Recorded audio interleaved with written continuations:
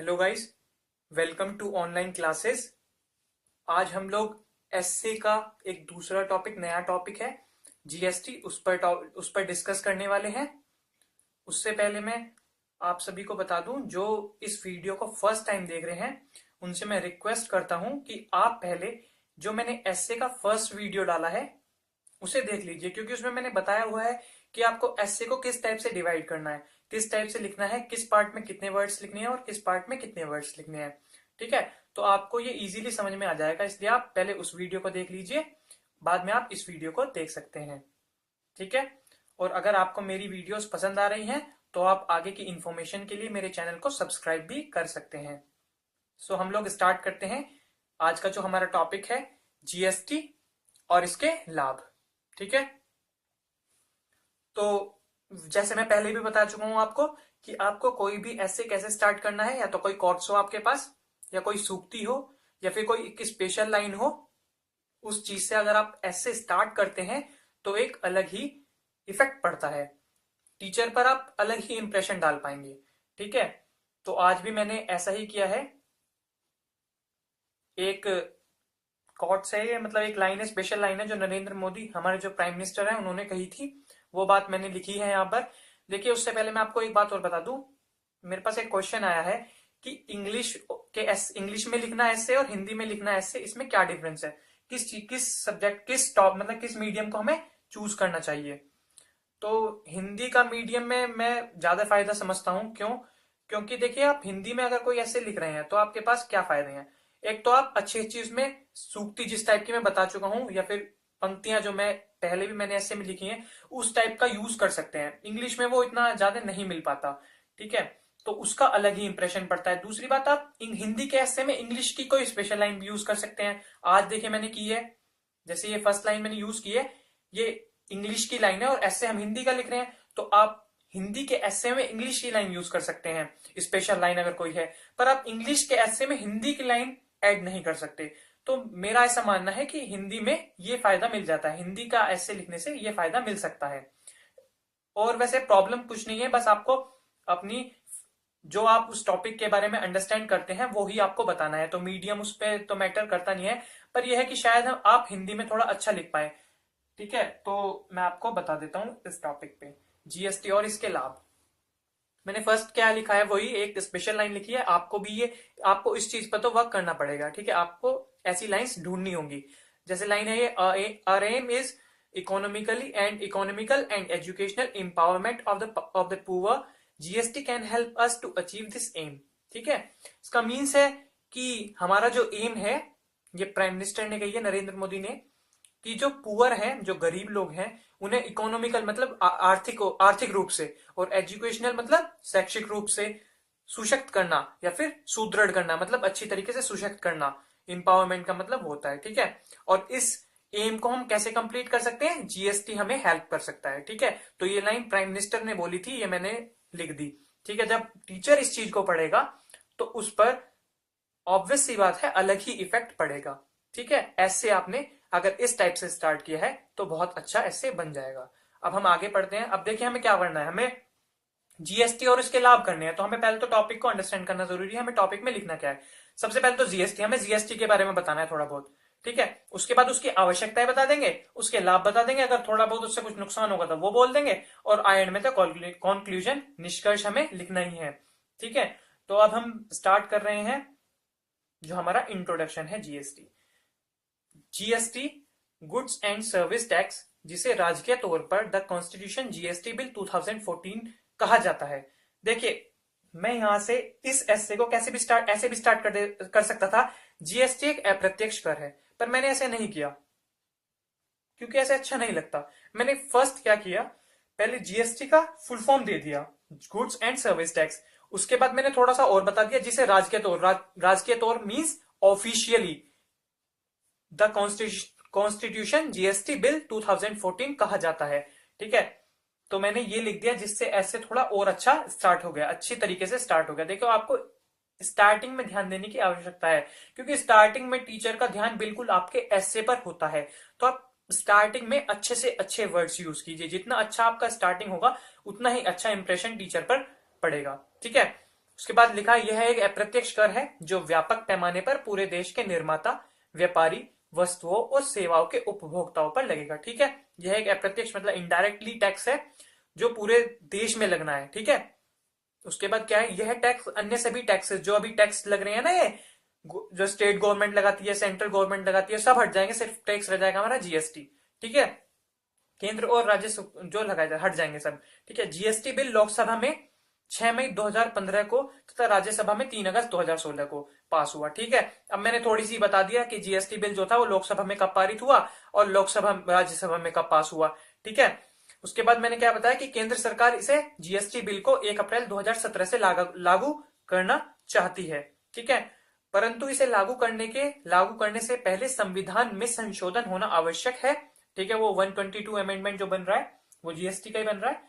ठीक है, इसके लिए 50% विधानमंडलों की स्वीकृति आवश्यक है, मतलब जितने भी पूरे देश में विधानमंडल है उनका 50% एग्री करना चाहिए, तभी जीएसटी बिल लागू हो पाएगा। वैसे तो अब कर दिया है सभी ने। ठीक है, तो केंद्र सरकार जीएसटी के लिए दर का निर्धारण नहीं कर सकी है। ठीक है, जो रेट होना है, रेट किस स्टेट का जीएसटी लगना है वो अभी तक पता नहीं लगा है। उसमें सभी राज्य कुछ बता रहे हैं, कोई कुछ बता रहा है, इसलिए अभी उसका निर्धारण नहीं हो पाया है, उसमें इश्यू हो रहा है, पर वो भी जल्दी हो जाएगा।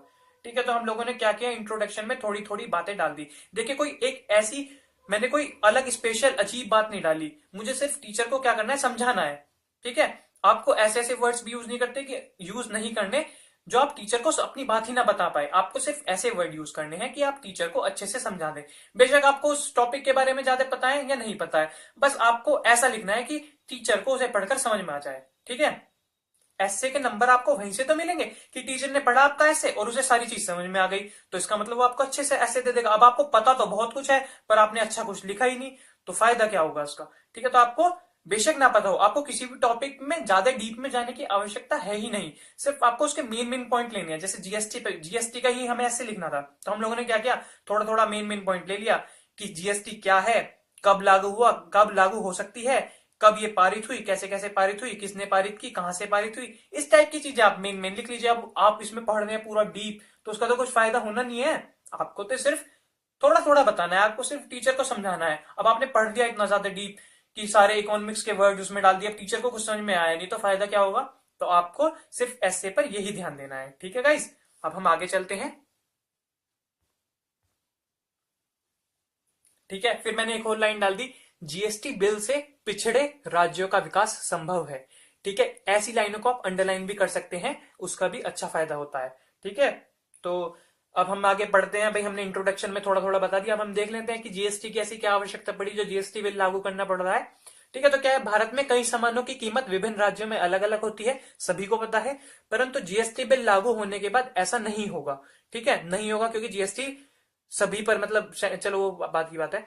ठीक है, जीएसटी बिल लागू होने के बाद ऐसा नहीं होगा, प्रत्येक उत्पाद पर लगने वाले टैक्स में केंद्र और राज्य को बराबर भाग मिलेगा। ठीक है, जितना भी टैक्स लाएगा किसी भी वस्तु से, जो भी टैक्स आ रहा है उसमें हाफ हाफ करेंगे, हाफ सेंट्रल गवर्नमेंट रखेगी और हाफ स्टेट रखेगा, जिस स्टेट से वो टैक्स आया है। ठीक है, स्पष्ट है, राष्ट्र में वस्तु की कीमत एक जैसी करने के लिए जीएसटी आवश्यक है। ठीक है, तो हमने इस पॉइंट को थोड़ा अंडरलाइन कर दिया, ब्लैक पेन से लिख दिया कि स्पष्ट है, राष्ट्र में वस्तु की कीमत एक जैसी करने के लिए जीएसटी आवश्यक है, जिसे थोड़ी सी बात से ही टीचर समझ जाएगा। ठीक है, ज्यादा कुछ लिखना नहीं, अब इतना तो नहीं कि जीएसटी की आवश्यकता पे मैं बहुत सारा लिख दूं, अब इस पे ज्यादा लिख दूंगा, 250 वर्ड सारे ही हैं, तो फिर पूरा ऐसे कैसे कवर होगा, तो आपको थोड़ा थोड़ा सा डालना है। और देखिए, ना ही मैंने इसमें कोई ऐसी बात ऐड करी है जिसके लिए आपको बहुत ज्यादा डीप पढ़ने की जरूरत है। आप खुद देख लीजिए, कोई भी ऐसी बात आपको नहीं मिलेगी, आपको सिर्फ साधारण सा ऐसे लिखना है, बस ऐसे में थोड़ा दम होना चाहिए, ऐसे टीचर को अच्छे से समझ में आना चाहिए। ठीक है, अब जैसे कॉस्ट डाल दिया मैंने, एक पंक्ति डाल दी, सॉरी, आम आदमी के टैक्स का भार कम करेगा जीएसटी का विचार। ठीक है, तो आप इस टाइप की भी डाल सकते हैं, इससे भी अच्छा इफेक्ट पड़ेगा। अब जीएसटी बिल के लाभ, जो कि हमारा टॉपिक में दिया हुआ है अलग से कि जीएसटी बिल के लाभ, तो इसे थोड़ा सा बड़ा कर लेते हैं। जीएसटी बिल के लाभ हम थोड़े पॉइंटों में लिख देते हैं। देखिए, पैराग्राफ में लिखने पर हर चीज क्लियर नहीं हो पाती, पॉइंटों में अलग अलग सारी चीज क्लियर हो जाती है, तो इसलिए आप कोशिश करना, लाभ, किसी भी चीज का लाभ पूछा गया है तो आप उसे पॉइंटों में डालना है। ठीक है, अब हमने लाभ में क्या डाला, भिन्न भिन्न प्रकार के टैक्सों की समाप्ति, जो भी ये टैक्स लग रहे हैं, एर वगैरह जितने भी टैक्स लग रहे हैं सब समाप्त हो जाएंगे, सिर्फ एक टैक्स होगा जीएसटी।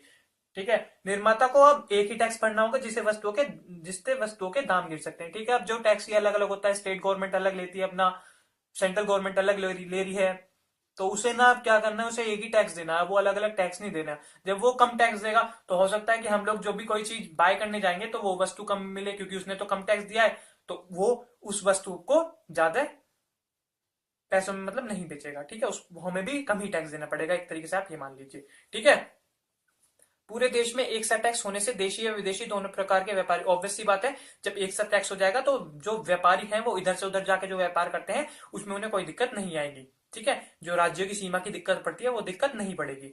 भारत के सभी राज्यों के मध्य व्यवसाय सरल हो जाएगा, ऑब्वियस सी बात है, यही पॉइंट मैंने दोबारा घुमा के लिख दिया है कि भारत के सभी राज्यों के मध्य व्यवसाय सरल हो जाएगा। ठीक है, तो आपको इसी टाइप से लिखना है। आप, मैं बता रहा हूं ना, आपको ज्यादा डीप जाने की बिल्कुल जरूरत नहीं है कि आप इतना डीप चले जाएं कि ऐसे में इतना अच्छा लिख ही ना पाए। ऐसे में अच्छे मार्क्स मिल जाते हैं अगर आप थोड़ा सा अंडरस्टैंडिंग से ऐसे लिखना जाने। ठीक है, उसके बाद जीएसटी बिल के लागू होने से संभवतः जीडीपी में 1 से 2% वृद्धि हो सकती है। ठीक है, तो ये भी एक पॉइंट है जो जीएसटी बिल के लाभ में आता है। ठीक है, अब हमने क्या किया, लाभ के 4-5 पॉइंट डाल दिए, एक पॉइंट आगे भी लिखा हुआ है, वो भी मैं आपको बता देता हूं, हमारा ऐसे कंप्लीट हो जाएगा। ठीक है, एक पॉइंट और डाल दिया है तो 5 से 6 पॉइंट हो गए, वो ये काफी है पॉइंट इतने, क्योंकि अब हम ज्यादा भी नहीं लिख सकते क्योंकि हमें वर्ड लिमिट पर भी ध्यान देना है। पूरे भारत में टैक्स समान होंगे तब वस्तुओं के दाम भी, यह होगा तब वस्तुओं के दाम भी सभी राज्यों में समान रहेंगे। ठीक है, सिंपल बात है, जितना टैक्स इस स्टेट के लोग दे रहे हैं, मतलब इस स्टेट का निर्माता जो भी जहां भी मैन्युफैक्चरिंग हो रही है, जितना टैक्स वो दे रहा है और दूसरे स्टेट में भी जितना टैक्स दूसरा आदमी दे रहा है, तो ऑब्वियस सी बात है जो वस्तु का दाम होगा, वस्तु की जो कीमत होगी वो सेम ही रहनी है यहाँ पे, क्योंकि टैक्स सेम है। ठीक है, तो ये पॉइंट डाल दिया। अब जीएसटी से थोड़े से नुकसान भी देख लेते हैं कि अगर कोई नुकसान हो रहा है तो वो भी लिख देते हैं, इससे टीचर को लगेगा कि हाँ उसने जो हम टॉपिक से पूछा गया था उस थोड़ा सा अलग भी बता दिया है। ठीक है, तो जीएसटी से नुकसान क्या है, जीएसटी बिल के लागू होने से राज्यों को नुकसान होने की संभावना है। ठीक है, संभावना है, क्योंकि इसके लागू होने के बाद वे कई प्रकार के टैक्स जो वसूल कर रहे थे, जो स्टेट गवर्नमेंट लगा रही थी टैक्स, वो तो अब उन्हें मिलेंगे ही नहीं, क्योंकि अब तो जीएसटी लगना है सिर्फ। ठीक है, तो और गौरतलब है, मतलब सभी को पता है, इस वर्ड को ध्यान रखिए, आप वर्ड यूज कीजिएगा ये जरूर, सभी को पता है या हम जानते हैं, ऐसे वर्ड से अच्छा होता है गौरतलब है, कि पेट्रोल व डीजल से तो कई राज्यों का बजट चलता है, आधा बजट चलता है, पूरा बजट कैसे चल जाएगा। ठीक है ना, आधा बजट चलता है। ठीक है, पेट्रोल और डीजल से तो कई राज्यों का आधा बजट चलता है, परंतु अब देखिए यहां से जो मेन लाइन थी, नुकसान में मैंने एक मेन लाइन डाली है, उसी पे अंडरलाइन कर दिया, जिससे टीचर इस पे जरूर ध्यान देगा। परंतु केंद्र सरकार ने राज्य सरकार को प्रारंभ में कुछ सालों तक टैक्स लेने की मंजूरी दे दी है। ठीक है, केंद्र सरकार है जो हमारी सेंट्रल गवर्नमेंट है, उसने स्टेट गवर्नमेंट को बोल दिया है कि आप कुछ साल तक टैक्स ले सकते हैं, जिससे आपको नुकसान ना हो। अगर कोई नुकसान होता भी है तो केंद्र सरकार उसकी पूर्ति करेगी 5 साल तक। 5 साल तक स्टार्टिंग में टाइम दिया जाएगा, अगर कोई भी नुकसान होता है किसी भी स्टेट को तो उसकी पूर्ति कौन करने वाला है, केंद्र, सेंट्रल गवर्नमेंट करने वाली है। ठीक है, अब हमने क्या किया, पूरा एसए का मेन जो पार्ट था वो किसमें कर दिया, आवश्यकता में, लाभ में, और जो थोड़ा सा नुकसान हो रहा था उसमें। नुकसान इतना खास नहीं है, इसी वजह से मैंने क्या किया, इसे ब्लैक मैन में एक लाइन लिख दी है और अंडरलाइन कर दिया है। अब कंक्लूजन निकाल लेते हैं, अपने निष्कर्ष पे आ जाते हैं। अतः जीएसटी बिल भारत की अर्थव्यवस्था, व्यापार, निर्माताओं पर काफी हद तक सकारात्मक प्रभाव डालेगा। अभी तक हमने पढ़ा उससे तो यही लग रहा है। यह आम आदमी के लिए भी काफी फायदेमंद है, क्योंकि इसके बाद आम आदमी को सस्ती वस्तु को प्राप्त करने के लिए दूसरे राज्य में जाने की आवश्यकता नहीं होगी। होता है ना कि किसी स्टेट में जैसे बाइक है या कार है, सस्ती है, दूसरे स्टेट में थोड़ी महंगी है, तो लोग क्या सोचते हैं, उस स्टेट से ले लें।